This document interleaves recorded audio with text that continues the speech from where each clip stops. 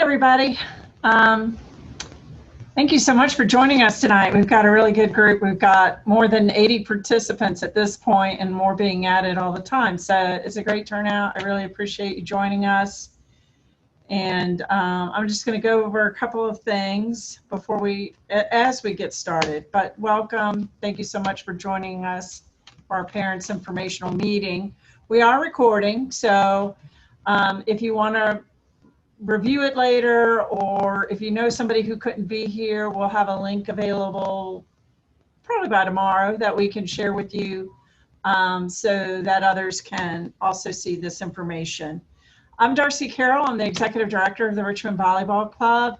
With me, get over here, is Patty Nelms, our Director of Administration and the one who keeps everything straight in the office and can help you with any billing questions you may have, along with numerous other things.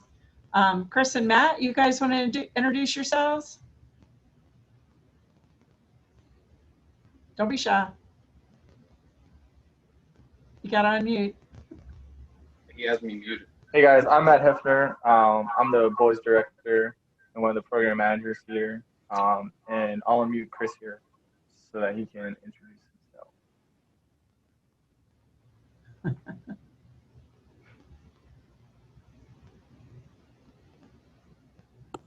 We don't do these a whole lot, so bear with us. Hey everybody, my name is Chris Wakefield. I'm the Juniors Program Manager here at the Volleyball Club and oversee the girls' travel program as well as the logistics regarding hotels, rosters, tournaments, uniforms, etc. Thanks. So, you know, I'm sure most of you have heard that Chris Byam is no longer with us. He decided that he and his family would go back to California, and we certainly understand that decision, but we'll miss him. I'm very confident that Matt and Chris Wakefield will do a fantastic job of running our programs this year, and they're the two anchors. They're the ones that you can turn to if you need anything. Chris takes care of the girls' travel teams and Matt takes care of the boys' travel teams, and they work very closely together on everything, so that'll be good.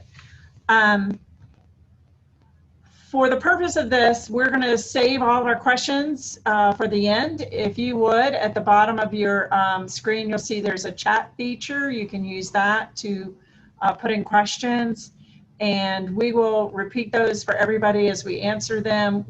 We'll be working to sort of consolidate. I'm sure a lot of you have some of the same questions, so we will save all of those for the end. Just please use that chat feature. So first and foremost, I believe that a lot of you have questions about our COVID procedures and what we'll be doing to keep your players and children safe this year. A lot of that information is on our website. I don't want to go into all the details just for the interest of time. I'm going to assume that most of you have seen what we have on our website as far as, you know, practicing distance on the courts, keeping everybody separate, not letting parents in, unfortunately, just to keep our numbers within guidelines. Sanitizing balls between teams. We're asking that you not bring in belongings because CDC has come out and said, you know, belongings should stay separate, and bringing in belongings just brings in more need for us to sanitize, and time is limited. So we're asking that belongings not come in.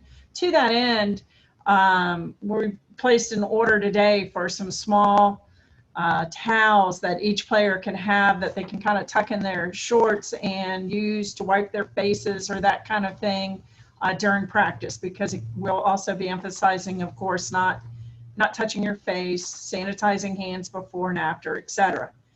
Additionally, we wanted to talk a little bit about travel and when we're going to travel. And that's why you've seen some of the expenses are higher. We honestly don't think our expenses will be overly increased over last year, because unfortunately we likely will not be able to attend as many tournaments But just to be on the safe side, you may have noticed on some of those estimations that the high end is kind of high. That's just so we can make sure that there are no surprises at the end. We are only putting 2 athletes to a hotel room instead of 4 as we've done in the past. We're going to ask kids to stay in a bubble. I'll let Chris and Matt touch on that later and go on that.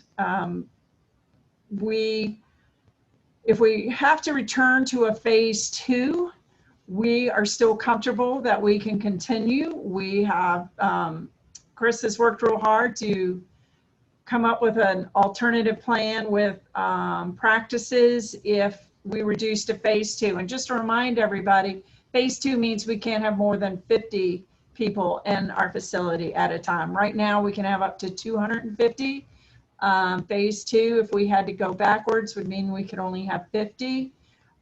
We won't have to stop practices if we revert to a phase 2, but some practice times may change. So we're asking everyone to be very flexible and understanding should that happen. And I think one of the questions has been, if there's a positive test on a team, what will we do? What we will do is follow the recommended guidelines at that time. And I'm sure most of you, like me, have been following all of the information that's being put out about COVID, and it changes frequently. So even our staff here can relate to that and can share your frustration in that. One day we may be told we can do one thing, and the next day it's, oh, nope, we just learned a little bit more. Now you can't do that. You should do this instead. So I can't provide you with concrete guidelines at this time. I can tell you that we're staying up to date on those guidelines. More than likely, what will happen if we find out that a player has tested positive, the rest of the team will be notified and will have to isolate for a period of time. Now, COVID has gone back and forth on that period of time for a little bit, depends on a couple of other different factors, but that's what we believe will happen. And it's also the reason we're doing the things we're doing. It's also the reason we're not doing a high school league this fall, and why we decided that we wanted to start our travel season earlier. Is so that we could put your players on their team now, and that would be all they would have to interact with over the next 6 to 8 months. Is their players and their coaches until they start to travel, of course. But up until that time, they will only be with their team. It would be different if we had a high school league. They'd be put on a team. Who knows if that would be their travel team. They'd be competing against other teams now.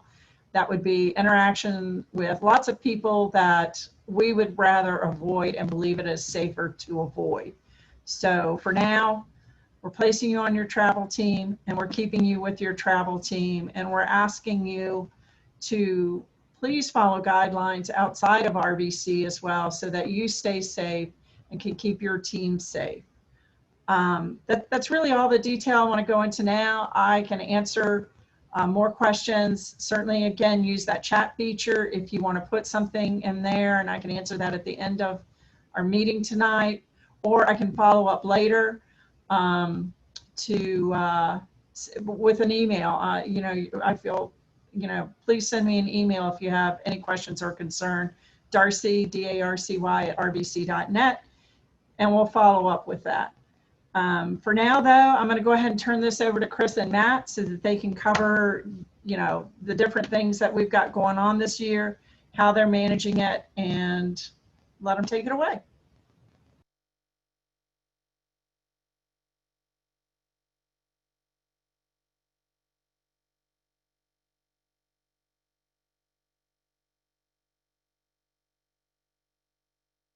All right, sorry about that. We got to keep going back and forth and allowing myself to be unmuted.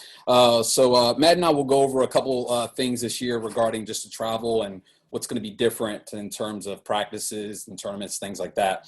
So the first thing we'll touch on will be just the teams that we'll actually have available this year. I'll let Matt talk about the boys here in a second, but on the girls side of things, we'll be eliminating 3 teams this year, our 12 regional team, as well as our 17s and 18s regional team.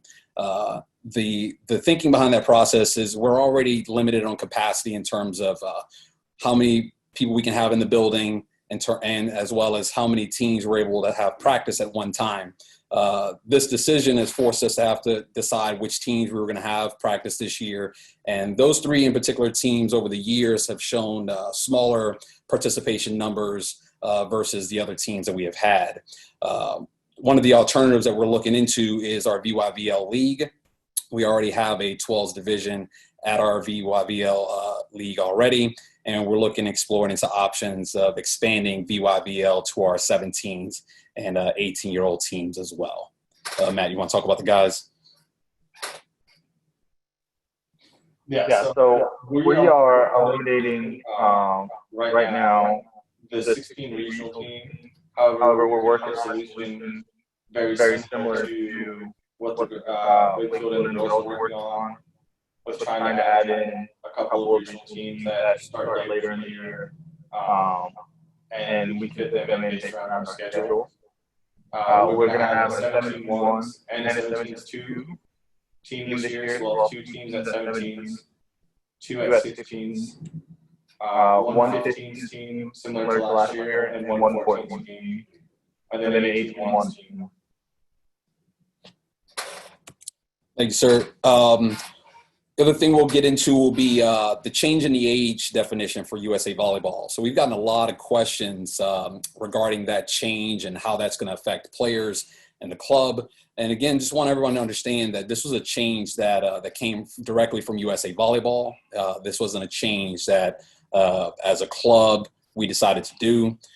However, as a club, we have made the decision to just abide by the age definition change, and we'll be following those guidelines as it pertains to what age group players are able to try out for.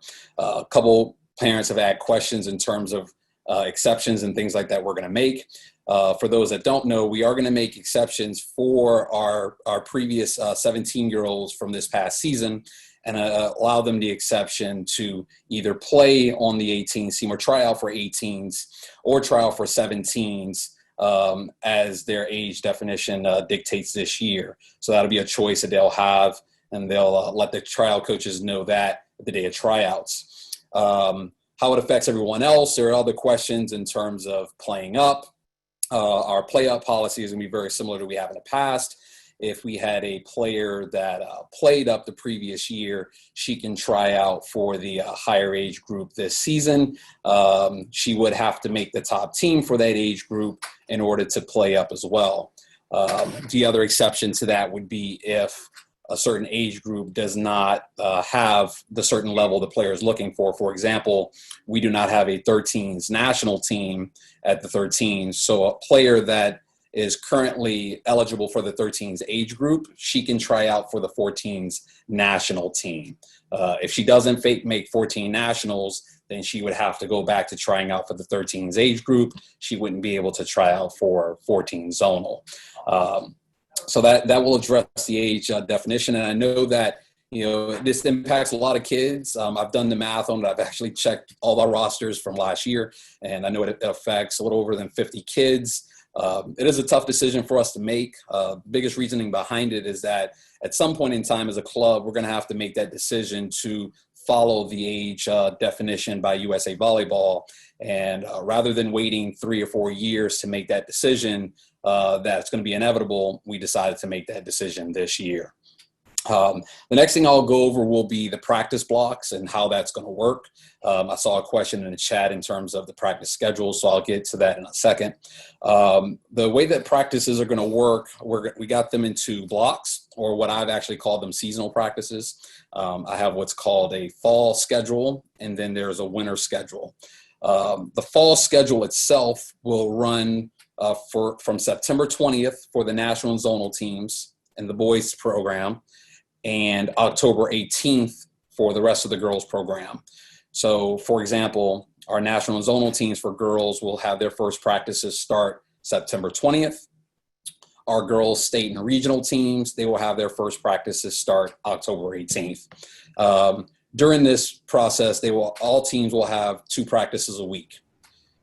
This schedule will go all the way through till November 28th. And then starting November 29th, our national and zonal teams, or our 1s and 2s for the boys, will move to 3 practices a week, while everyone else will stay to 2 practices a week. There may be some differences in the day of the week that the teams practice, as well as the times. As much as I tried to create the schedule to mimic what they were doing in that fall schedule. So there shouldn't be too many changes in the winter schedule, but there will be some minor changes in terms of the night of the week you practice, or even the time. In terms of when the schedule will go out, I'm close to finalizing that schedule with the coaches. The coaches have lives too, and they have other jobs and obligations that they have to abide by as well. So trying to work around their schedule, as well as finding a practice time that works for them that we have available, is very challenging. So my anticipation is that we'll probably have that practice schedule finalized the week of tryouts. But in terms of having that promoted or publicized, then probably isn't going to happen because there may be a last minute change that has to happen with a coach. So normally what happens is at the end of tryouts, when we send the invites out, a player will get that information in terms of when the practices are. The next thing we'll talk about is high school season. And this one has been a challenge since March, trying to figure out what's going to happen with high school and then how we're going to balance that out with club volleyball as well. High school right now, for at least for the public school section, is touted to start February 15th. Our plan at that point is to put a pause on the travel season and allow the high school season to run its course, which is assumed to be ending about May 1st. BHSL has weekly meetings where they're discussing what the playoff formats for sports are going to look like and how many matches teams are going to be able to play. And I'm a part of a lot of those meetings, and they still, as an organization, haven't figured out exactly how that's going to look. But May 1st is looking to be the date. So they're exploring with some other options that may be ending a week earlier than May 1st.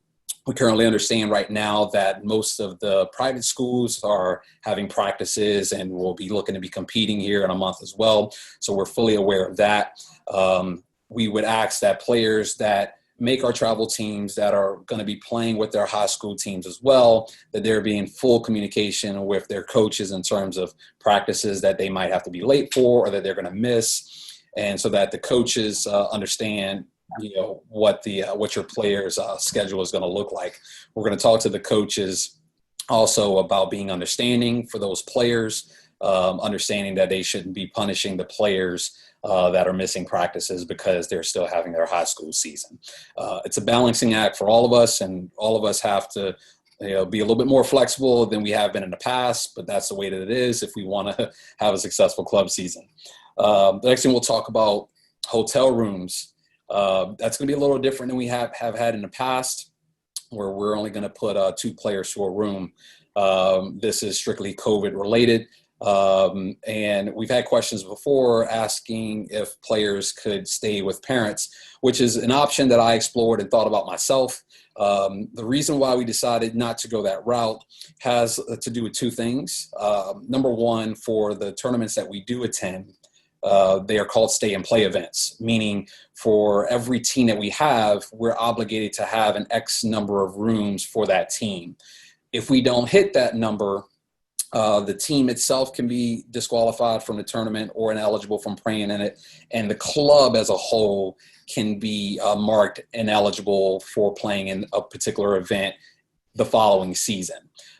So instead of risking that and maybe running into a situation like that, we took that scenario out and decided to just stay the course that we've always had, which is book the rooms for the teams ourselves, and we're just going to put 2 players to a room.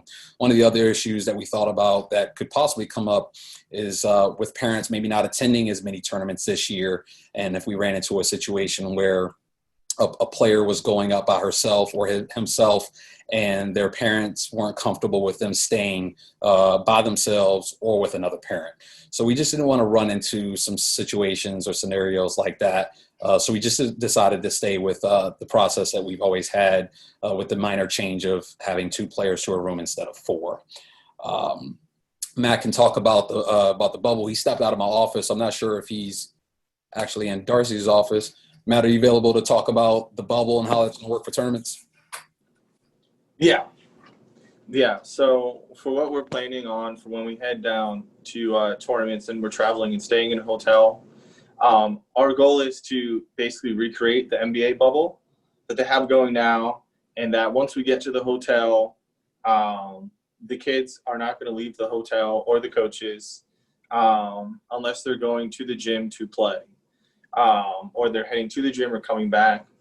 Other than that, we're going to make sure that we order food for the hotel, breakfast, lunch, dinner, whatever we got to do, all 3 meals each day, and bring in some snacks and that sort of thing.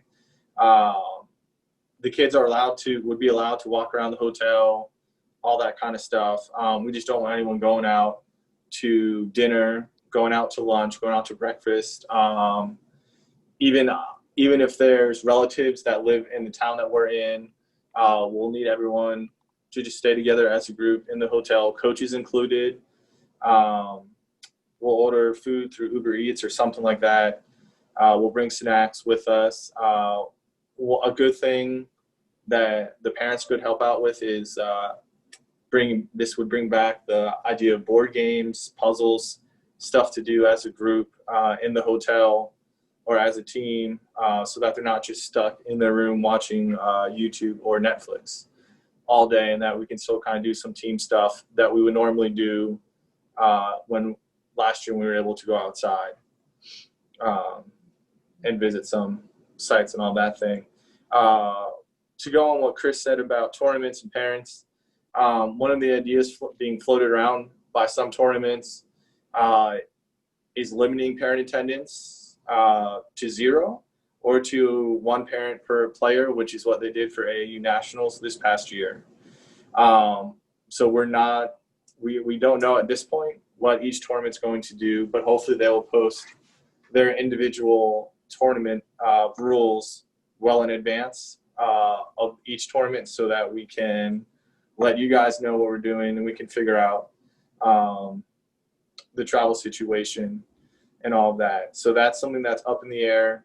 I know for us at RBC, we're not letting in parents for practices, again, just to stay under the numbers and that sort of thing. So, and for our middle school league that is starting this fall, we're not having parents in for practice or tournaments to keep our numbers low and be able to get in as many kids as we can.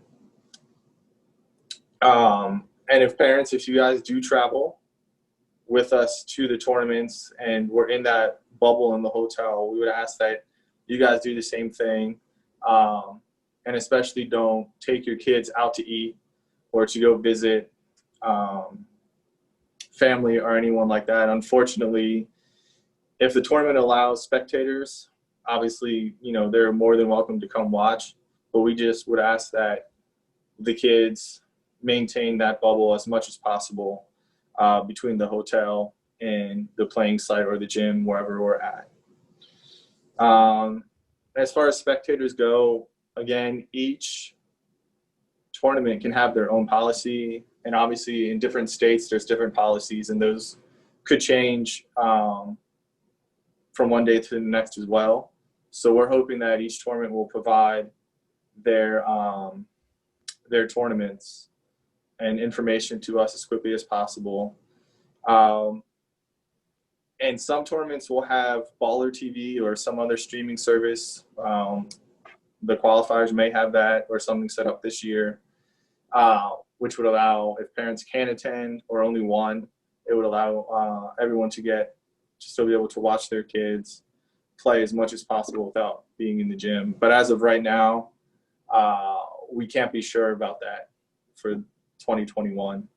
And otherwise, again, if we get into the bubble, when we go to tournaments like the boys are going to Orlando for the Sunshine tournament, and we would ask that if parents travel with, we're all gonna have to participate in the bubble. Coaches, myself included, all the coaches, all the kids, we'll all have to just work together to keep each other busy and to have other activities to do in the hotel.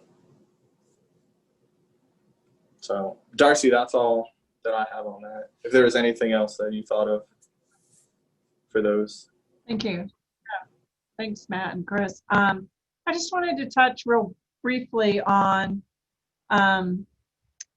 RVC's values related to inclusivity, that it is a core value that we have, that we're trying everything we can to increase our diversity and to make sure that we are a welcoming and inclusive club for all.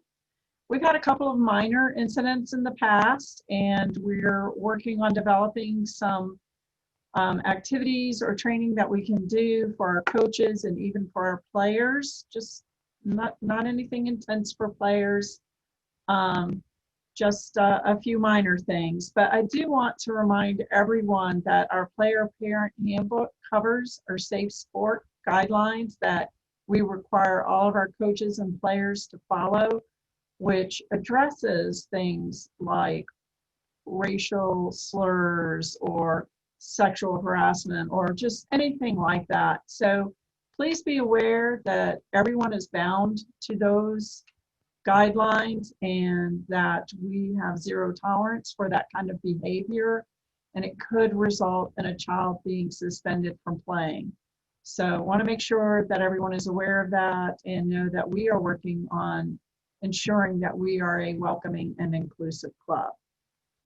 Right now, I'm going to turn it over to Patty so she can touch base on some of the billing questions and things like that that you might have.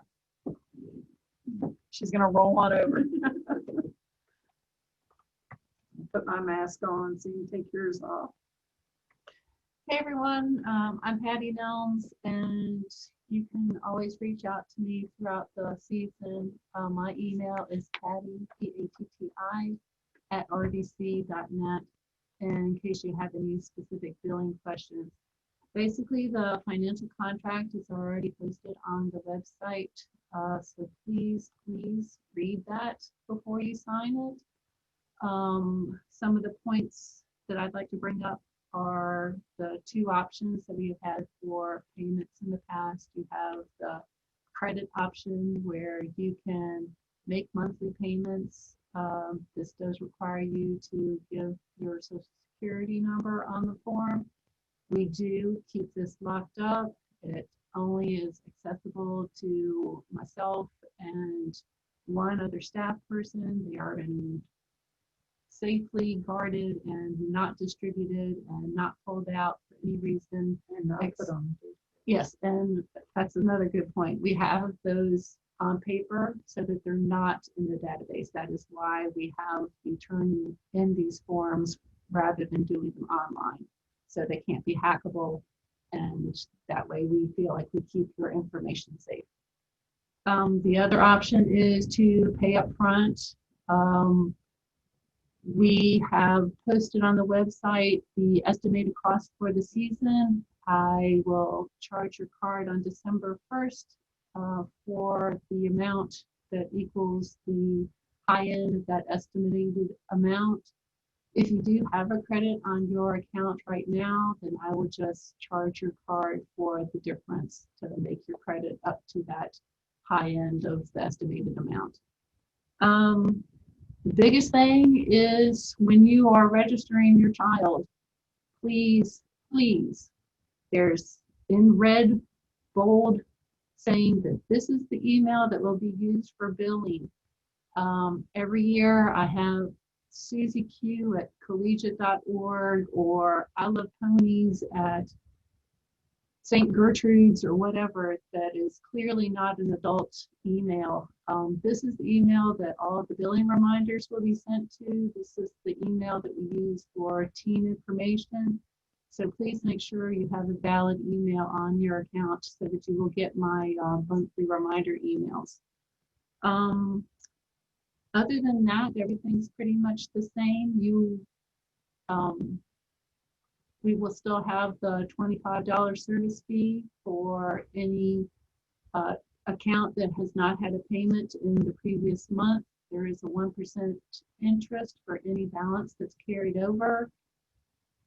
You are expected to pay your portion of the tournament fees, even if your child does not participate in that event. If your child is sick or you go on a family reunion, you still are responsible for your portion, because it's not fair for everyone else to pay more just because you have missed an event.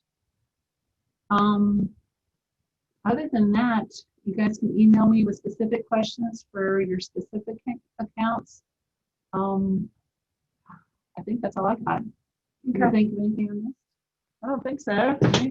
I think it's time to head to the chat room, and we've been getting lots of questions in there. So I'm just going to go through those.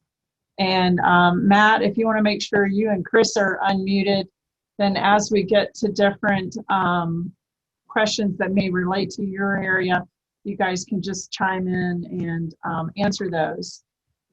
So a lot of those questions were related to travel and parents staying in hotel rooms and those kinds of questions. I think Chris addressed that primarily. The thing to remember is we're kind of inventing this as we go along as well. As I said earlier, things change, and Chris and Matt are doing a great job of staying up with it. They are talking to tournament organizers, and we will do whatever we can to provide a safe environment for your players. If we find that there are opportunities to switch up how we're doing that, we will. But I think it is critical to remember that if I think it was Matt who maybe said it, or Chris, that if we allow kids to start staying with parents, then we'll reduce the effectiveness of that bubble that we're trying to maintain. I do realize your children go home with you,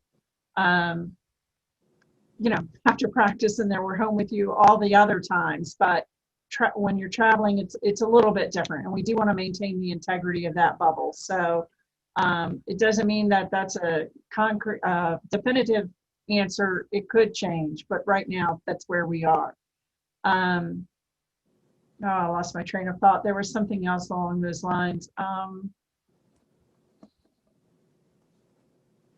Can't remember it right now. Maybe it'll come back. Somebody asked if we don't do all the, I know what it was, sorry. If we would reduce the travel. I think Chris may have addressed that as well, that we are looking at tournaments that we can drive to. That's what our goal is at this time, tournaments we can drive to. So you might not go, if you've been doing this for a couple of years, you might not be back to all the tournaments you did in the past. It's likely you won't be, but we're going to, these guys have so much experience at this, and they will be looking for the best opportunities for your children while keeping them safe. We're not yet comfortable with anyone flying, so that is not something we anticipate doing unless there's a conversation with the parents about that. So that's kind of where we are right now. Yes, there is uncertainty about what actual expenses will be. And if you prepay too much, we refund the amount of money that you prepaid. You will definitely get that money back. That's something we've done for years, where we estimate at a certain amount.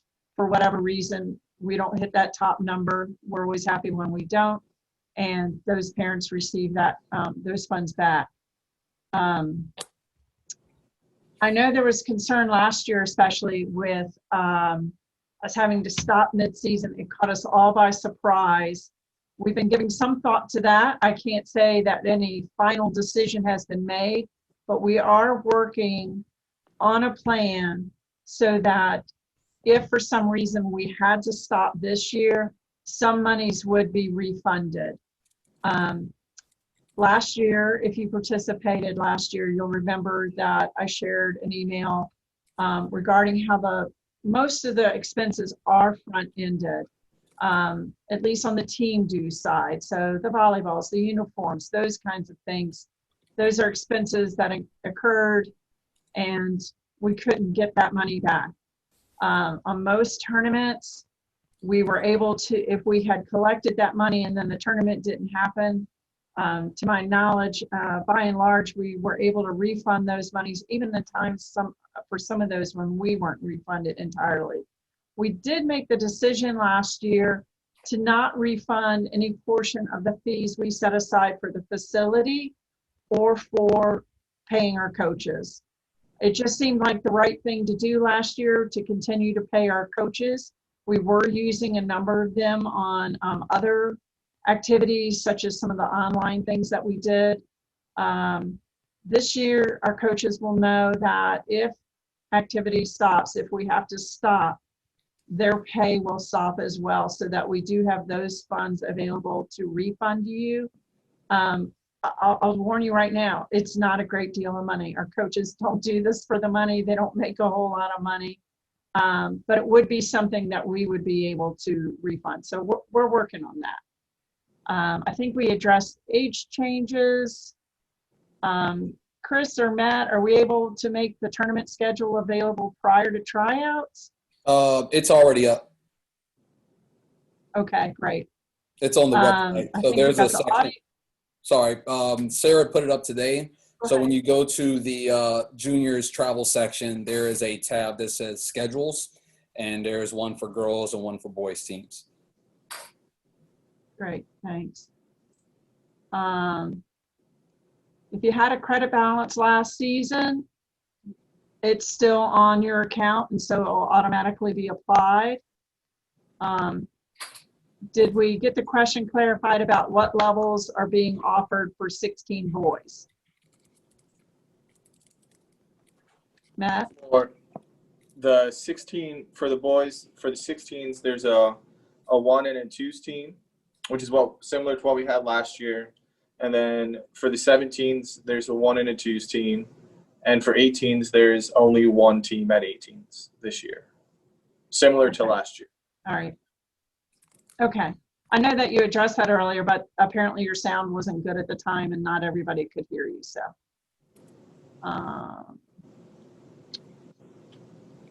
So chaperone's responsibilities, you would be in charge of the athletes without the coach. The coach is still there if something were to happen, if something beyond your capabilities or an emergency were to happen, the coach is always available for that, but it would avoid them having to do bed checks and, just all those myriad little things that they would have to do. We do this so that our coaches get a break, and because by law, we would be required to pay coaches for all their time spent if they remain responsible for the team that entire time. We'd be paying them for 24 hours, and that would be a significantly increased cost for everyone.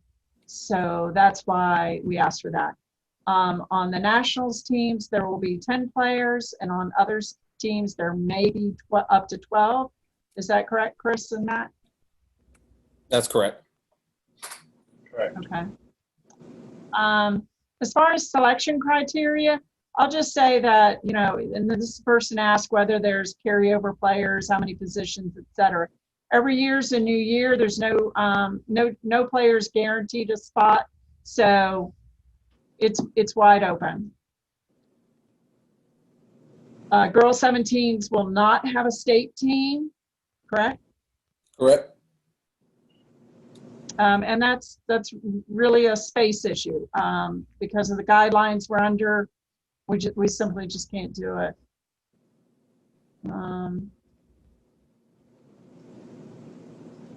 I did get someone who let me know we had our max number of participants, 100 on here.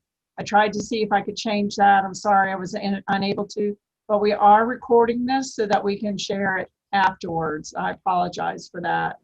Are all coaches secured for all travel teams? Just about. I mean, there might be a couple of openings. Chris or Matt? For the girls teams, we're pretty much secure with coaches. We have about 2 spots left on the assistant coach side that we're still trying to fill. But other than that, our coach selection is pretty much complete. We plan on getting out a social media post as well as putting something up on the website here in a couple of days regarding our coach assignments. Chris, you want to address the question, will there be any activities offered during the high school season? That's a good question. So at this time, there isn't any plans to have any activities during high school. There was another question that asked if the 13s would continue to play because their players aren't in high school. Unfortunately, we're not going to do that. So that pause is going to be across the board. We do understand that it's a tough decision to make because, again, I do understand that not everybody is playing high school or even playing a public high school for that matter. But there'll be issues in terms of, parents or even coaches saying that, well, I know I coach high school or I play in high school, but I can still try to do both. And then you'll have some teams being able to do it and other teams can. And then that leads to parents being frustrated as to why their team can't practice. So we thought it was in the best interest of the club that we make that pause across the entire board. But if for some reason high school is canceled, we will continue. Yes, that is correct. Right, with practices.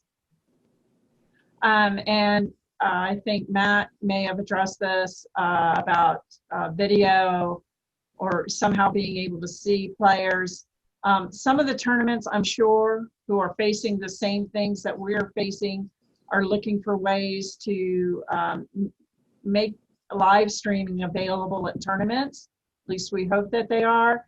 It is certainly something that we're looking at. It can be very expensive. We are trying to set it up in a way that it's coming straight from RVC so that there's not a fee for our parents. If we can't, there are some vendors out there that we could use, but then there would be a fee to watch. So we are working on that, and we're hopeful that we'll have a solution in time for tournaments starting in January. What happens at orientation this weekend? I can go into that. So this weekend, there's a couple things that parents will do. Number one, you'll be turning in the financial agreement as well as our medical release forms that we'll keep on file for every player. You'll pick up your tryout T-shirt that your son or daughter will wear for the extension of their tryouts. And we will also take care of uniform sizes. Now, what's going to be different this year will be uniform fittings. We'll not do uniform fittings. We just couldn't find a safe solution to that process in terms of having kids share multiple garments and things of that nature. We are using the same company as we did last year. So we're encouraging players that were part of the club last year to try on their uniforms from last year and get their sizes based off of that, and then come prepared at pre-tryout orientation to tell us the sizes that they need. If a player is unsure, we will have items on hand to at least give them an eyeball feel of what size they may or may not need. I'm pretty familiar with the product itself and how it sizes to certain kids. We have some items that run big, some items that run small. So I'll be there to help any kid that might be uncertain as to what size they might need. But other than that, those are the three things that you'll take care of: paperwork, trial T-shirts, uniforms. And thanks, Chris, for that. And also because of the way we're having to do uniforms this year, if you're not sure, choose a larger size, because we're not gonna necessarily have extras, and we would have to charge if we have to order another size because it's too small. So err on the safe side, and if you're not sure, choose a larger size for that. Chris, can you speak just briefly about the positional portion of the tryouts, and if you have a player who may be at one position, but maybe they could go another position? Yeah, so the positional tryouts on that Friday are designed for a particular player to showcase their best position. And some players may play two positions or multiple positions. However, they may be better in one. What we will encourage is that a player on that Friday try out in their best position. If they want to try out in a different position, the time to make that change will be Saturday and Sunday. Saturday and Sunday is really based around team play, so they'll actually get a lot more looks in that area of the tryout as well. So the suggestion that we always make to players: try out on Friday at your best position. If you want to expand and try out at a different position, do that Saturday and Sunday. Thanks, Chris. Yep. What will the VYBL season look like since it's starting in January and the high school season may start mid-February? So as of right now, we are not planning to take a break through the high school season, simply because that's when the majority of our tournaments with the other two clubs will be taking place. And especially for the younger age groups, many of them are not playing high school, and the coaches who are coaching VYBL will not really have interference with the high school season, so they'll be able to attend practices and tournaments regularly. And with the travel coaches, there's a lot of overlap between the high school season and the club season if we didn't take a break for them. Thanks, Matt. Someone asked how our fundraisers went. They went very well. It was really gratifying to see the support we had from our community, especially our adult members. Though I do remind everyone, just as I did with our board of directors and our staff, that the majority of the options were the ability to basically prepay membership at a discount. So it's not really a donation, but it certainly did help our cash flow and was very important to helping us get through the past few months. We are looking at some other fundraisers to continue going, because the club, honestly, everyone lost a significant amount of revenue over the past few months. The majority of our programs cover expenses. We actually really, especially on the travel side, we're really just covering expenses on some of the programs, some of the more developmental leagues, et cetera. We do have a net margin, and the same with our adult leagues, but it's not significant enough to support the sustainability of this building. What makes that happen are our large tournaments: Monument City Classic, Boys East Coast Championships, and Girls South Atlantic Championships. Those are our fundraisers. Those are our major fundraisers. I liken those to what other organizations do when they host a race or a walk or a gala or something like that. We host tournaments, and that's where we make a significant amount of money. And two of those tournaments did not happen last year: Boys Atlantic and Girls, Boys East Coast and Girls South Atlantic. So that hurt us tremendously. And so we're still recovering from that. You'll still see more coming along the way. We appreciate all of your support in each of those efforts we make as we go forward. On boys, again, on the 18s, we will only have 18 ones. And that's due to space. Will players drive with parents to the tournaments? I think that'll kind of be case by case, because it'll depend on what parents are going and how we're doing that. Chris or Matt, do y'all want to address that question? I could address it. I saw that question. In terms of transportation for kids, this year will be no different than we've had in the past. I mean, if you as a parent want your player to travel with you to the tournament, they can do that. We don't do transportation, or we don't do travel by teams. So the teams don't actually travel to tournaments as a group. In the past, we've had some players go with another family member if a family isn't going, or if their parent isn't going, and their parent usually communicates with another family to ask permission to send their daughter or son with them. But in terms of being able to take your son or daughter to a tournament, if you are traveling to that tournament, by all means, you can definitely do that. There's no permission needed to do that at all. Okay. Someone asked whether they could play for travel and BYBL. I mean, I can answer that. I don't think I've ever seen it done, but there's nothing that prevents a player from doing that. I guess the only caveat to that would be if you have practices the same time as your travel and BYBL team. So that would be your only conflict. And you'd have to make a decision on how that would work out. But if there's no conflict, if there's no conflict there, then you could do it potentially, yeah.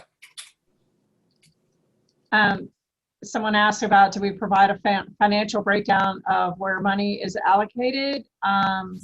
Our financials are posted on our website on the governance page.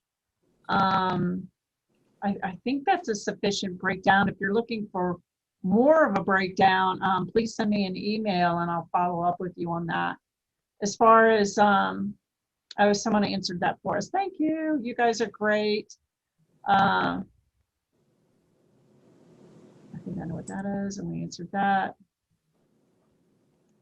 So someone is asking about blocking chaperone rooms. We talked about this as well, and Chris can answer that much better than I can. So we've tried this in the past, and one of the difficulties in blocking out parent chaperone rooms is all the hotels at every tournament we go to, obviously we aren't the only teams trying to stay in those particular buildings. Our first priority is to try to secure rooms for the players and for the coaches. And when we request an X amount of rooms from a particular housing company, sometimes they give us exactly what we need. Sometimes they give us a little more, and sometimes they don't give us enough. I remember a couple of tournaments that we've had where we've had to split our club in half, in terms of the properties that they were staying in. So it makes it very difficult, number one, to even get and secure enough rooms for your own team. So to that end, we're not going to secure hotels for chaperones directly. We are going to provide the hotel information pretty early on the website in terms of the properties that the teams will be staying at, so that the parents that are wanting to be chaperones, they can secure those rooms on their own, and we'll have that information on the website on one of the travel pages as well. Okay. We had someone ask about a 13U playing on the 7th to 9th grade league that's trying out this weekend. That's not a hard set rule on the ages there, but it's kind of on experience. So, if you feel they're experienced enough, I think we're okay with them trying out, right, Matt? Yeah, I think that would be fine. Okay.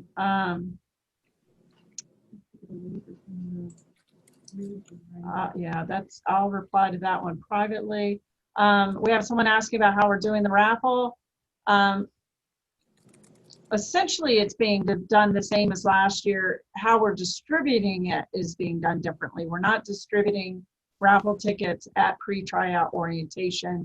We'll be doing that at the parents' meeting. Is that correct, Chris and Matt? So it's my understanding that we're going to do the raffle tickets. We're going to hand those out at practices, actually, since the parent meetings are actually going to be on Zoom as well. So we'll distribute those out to the coaches for our first practices, and the coaches will distribute those out to the players accordingly. Sorry, I was replying to a private. I think I might have lost my spot. Oh, I got it. And if they try out for national zonal, don't make it, they do still need to try out for state regional then, correct? That is correct. I haven't seen the list of tournaments, but they will, as far as I know, teams are not participating in tournaments during high school season, except for possibly boys because of the, because there's so few for the boys to choose from. Is that correct? So the boys, they're the one age group of 16 and 15s. Their last tournament of the spring in February will be that first weekend of the high school season. The very first weekend that high school season starts, the 19th and through the 21st. So, but then after that, then there will be nothing. Since the high school season will start that middle week of February, on the 15th, I think. Okay. Thanks. And somebody was asking about pre-tryout orientation. Yes, boys will have to go this weekend because these are the only two that are being offered before their tryout dates. And that's true for the national and zonal level girls as well. So if you want to try out for those, you need to go this weekend and to get that taken care of. We can make a link available for the tournament season. They're saying they're having a little bit of trouble with seeing the 16. So we'll work on that. Is there a sibling discount? We don't have one, unfortunately.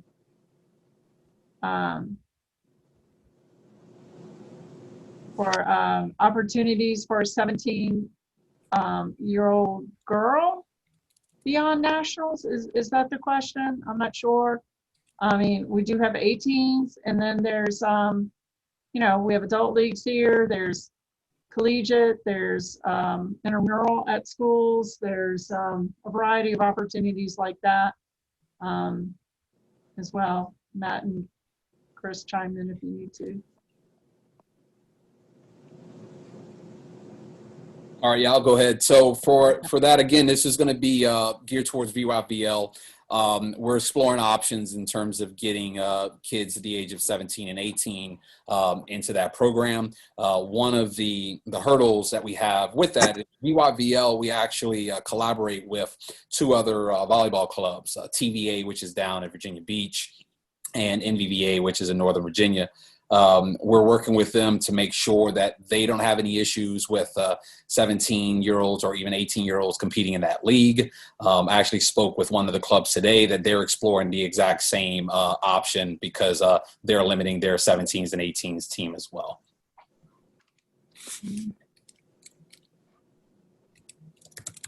Sorry, Patty and I were just talking about, we received a question for someone wondering if they can do pre-tryout orientation virtually. Wasn't really something we considered, but this parent says they already know their uniform size. I think we can accommodate that. If you could just send Patty an email, patti@rbc.net. What happens if you can't come this weekend? Yeah, we apologize for that. Honestly, we do try to give people notice and some options. One of the things I was going to ask, quite frankly, we're going to end up doing it here on the meeting because I never did get an opportunity to talk to you guys about this, is potentially offering an evening next week, maybe, where some people can come by and we could get that taken care of. I don't even know if that's possible, but we'll look into that and let you know. Chris or Matt, do y'all have anything you want to add? Or? Well, I think that's a perfect option. Obviously, we'd have to talk more about it, but I think it can be done. Yeah. Okay. 17 national girls this weekend of 9/11. I do believe that's correct.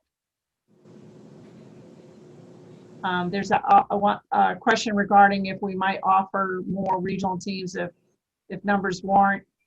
Again, space and size is an issue. I'm not sure we can do that. We'll address all of those as we come up. Orientation this weekend is at our Bird Hill location. Thought I better double check that.